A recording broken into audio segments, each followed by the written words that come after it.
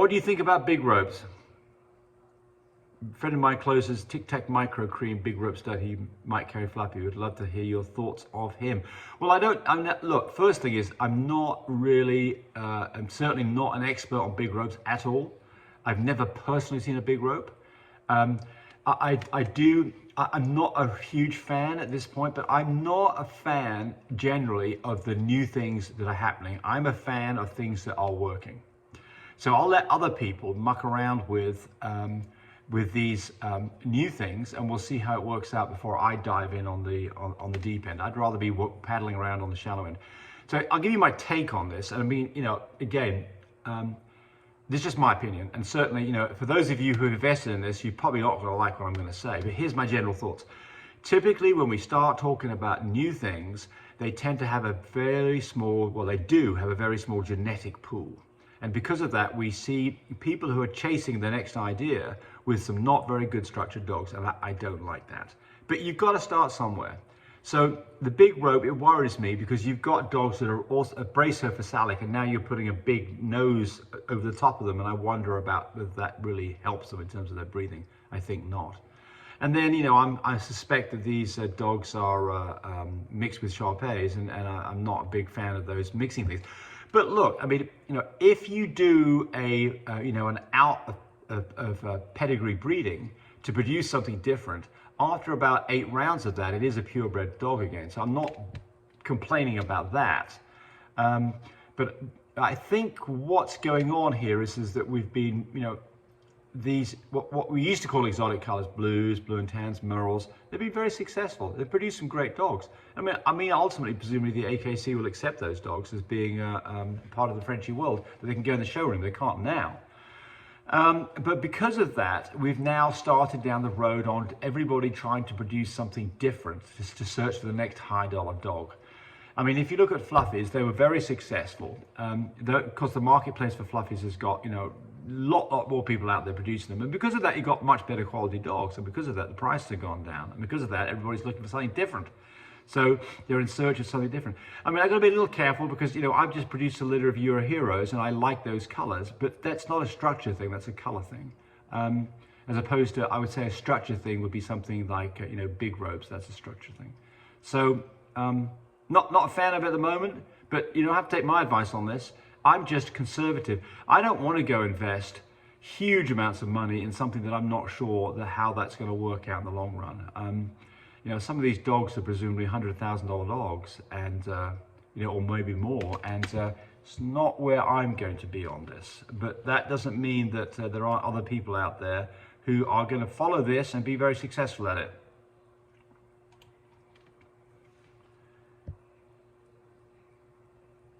Von Rachner, Nicaragua.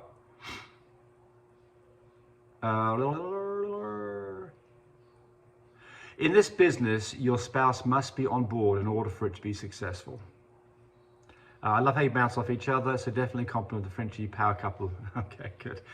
Well, I think it's true. I mean, look, here's Tammy coming in the background here. So she's Thank you. Yeah, so well, your spouse is your partner. Exactly. So come on in here, Tammy. Yeah. So that's exactly right. Look, I mean, Tammy and I, we involve each other when we do things, especially things that are significant. I mean, if I go do something, on my own, that's a significant amount of time, energy, or expense, and I haven't involved my wife, she's rightfully not going to like it. She may like what I'm doing, but she'd like to be part of the process because we are a team. So although we are a team, it's not like we agree on everything, do we, honey? No, we don't. And we do argue about stuff. Yep. But we're human. Yeah, we do argue about stuff, but we don't slap each other or do something silly like that. I mean, but at the end of the day, hopefully we come to a common consensus about what the right thing is to do. So, look, if you're going to do Frenchies or any kind of dogs, it is a huge commitment. Like, we've got a couple of cats. We go away. The cats are fine. Our daughter lives 5 miles away. She can come in, every day or so, just to make sure she usually house sits for us. Yes, and just make sure they got water. The dogs? No. Someone's got to be here at least twice a day for the dogs, every single day. Times a day. If we go off in the RV, the dogs come with us. And by the way, that's another question asked us about the the 18 stud dogs they're running around the house. Absolutely, Oh, no. absolutely not. But I like my house. but we have 3 girls in our house, and they're that brick fireplace you see behind us right now. They are right by there. Can you make Kit bark, Tammy? Probably. Go around there so Yeah. you make a bark. Sometimes you see some. This will bark. Yeah, yeah. No. Oh, there you go. There you go. There's a dog back there. There you go. Yeah, there you go. There she is. So, yeah. So She's got her babies back. she got a baby back there. But the answer is, you know, Girls are there too. hey, I take the compliment. Thanks very much. And you know, it's true. If you're going to go do this by yourself and your spouse is not part of it, you're going to feel like you're doing all the work, and you are. And there's a reason why you're doing all the work. It's because your spouse doesn't like it. So yeah, get on board. I'd like to make another comment on about, I was listening to your big ropes. Yes. I'd like extra feedback on people that have been successful with this. It's a good idea. And then so everybody else can hear that part too. So we're not, downing. No, we're not bashing it. No, we're not No. bashing it. Nope. I want to make sure that Nope. everybody knows that clearly. But give us your feedback on it. We'd like to hear it. Yes. I So back on that, new to us. our feeling is that what we want to produce is healthy Frenchies. Yeah. The problem with Frenchies is they're brachycephalic, and they are short back, and they can have problems with, don't have long lives. A 10-year-old Frenchie is an old Frenchie.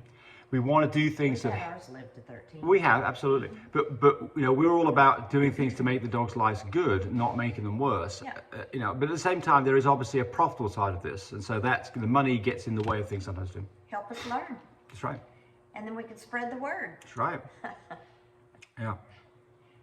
That's your partner part. JH. I really like content. I'm planning on breeding my Frenchies. Male is 3 years old, female is just 3 months old. Can you make a video kind of explain the steps you need to have a successful health to be prepared for the second heat? Thank you in advance. Well, so Susan says, look at their YouTube channel. They've done many of these. Yeah, I've got one that's a whole series on this. Go look at those. So I've done lots of videos. It's hours and hours and hours exactly on that topic.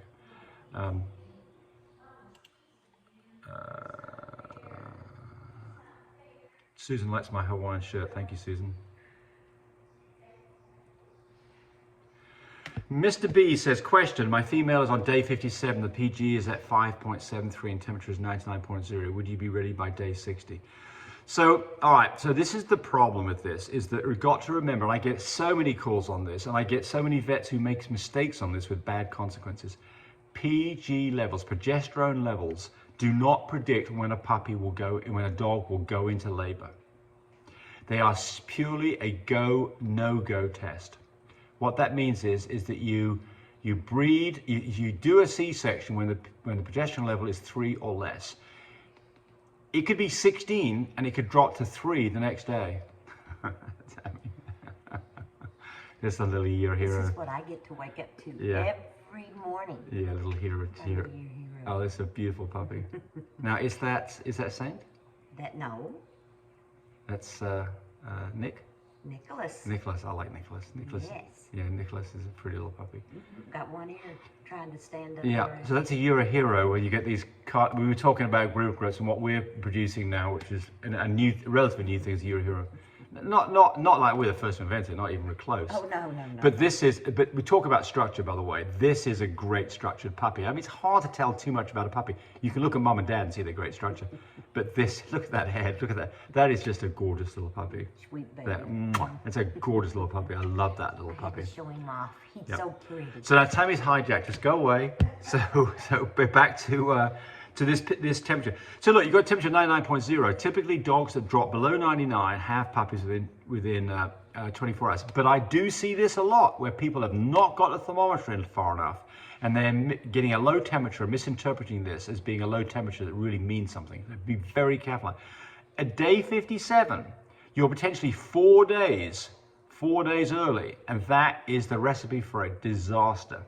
So I would want to know a lot more information on this dog before I even thought this was the right place to be going. So I would first off not be doing a C-section at a progesterone level that's close to 6. I would not be doing a C-section at a dog that apparently had 57 days. Now, You could have a dog that's at day 57, and it's because you bred late, and consequently the the whelp seems to be coming early. It contracts at that time because it's really off ovulation. You got your timing wrong. So it's not like this couldn't happen, but that is a recipe. If you've got a small litter, be very careful. If you've got a litter where you've only got a single sign, the progesterone level, be very, very careful. So be careful on this. You can go look at my videos on this. I got a lot of videos. This is a place that lots of people make bad mistakes with really rotten consequences. So very careful on this. So here's another one like this. John Underwood. My girl is day 65 after her last breeding. Well, that means that she was 63 probably from her first breeding, or 61. So we don't know about that. So you haven't given us all the information. Her mucus plug came out about 2 days ago. The mucus plug is a slimy kind of thing you'll see hanging out on the back end of a dog, and it can happen all the way up to 2 weeks before birth to not seeing it at all. And all it is a barrier for the cervix to stop bacteria and muck getting up into the uterus. So there's nothing, and what happens is the cervix starts to dilate, and as that happens, the mucus plug falls out, and you see this mucus slimy stuff hanging on the back end. It is of no value in determining when your dog is due, none. It's useful to see that your dog is presumably pregnant. I think you could have a phantom pregnancy and still have a mucus plug. I've never seen it, but the point here is the mucus plug does not give you any valuable information on when dogs should be C-sectioned. Now you ask, at what point should I take it to the vet? So, again, we've got this. I don't want to spend all the time on this. This is the last one of this whole series I'm going to talk about. So go look at my video that says, don't lose puppies. What your vet doesn't know will kill them. Something like that. Go look at that. It's in depth, 30 minutes long dissertation on the whole thing. But the point here is that when do you go to your vet? Well, for me, when do I go to my vet? I go to my vet when I'm at apparently the right time close to it. The temperature is dropping and I'm down to 89.9 or something around that level. And the dog is not eating food. And I'm seeing some signs of imminent labor, which is start off by nesting. If I see a dog that's never nested, and now all of a sudden it's nesting, and I'm at the right time, that's a sign to go to the vet. If I see a dog that is continuously panting with short breaks, and it hasn't done that in the last 24 hours, that's the time to go to the vet. That probably means that you've got the beginning stages of labor. And the important thing about all this is, remember, you want to have a vet on board who's ready for you, whether it's night or day, to go do a C-section, because you never quite know when this is going to happen. Thanks for watching. That's a long one. Bye. Thanks for watching the video. I really appreciate people who subscribe to me. It helps me, encourage me to do more of these videos. But do remember, disclaimer here, I am not a vet. I'm not a licensed medical professional. I'm purely a person who's been breeding dogs for the last couple of decades. Any information that you got from this video, use at your own risk. There's nothing implied here, and certainly this should not be used as a substitute for advice from your veterinarian or your medical professional. I hope you enjoyed the video. Come back for more of them. Bye.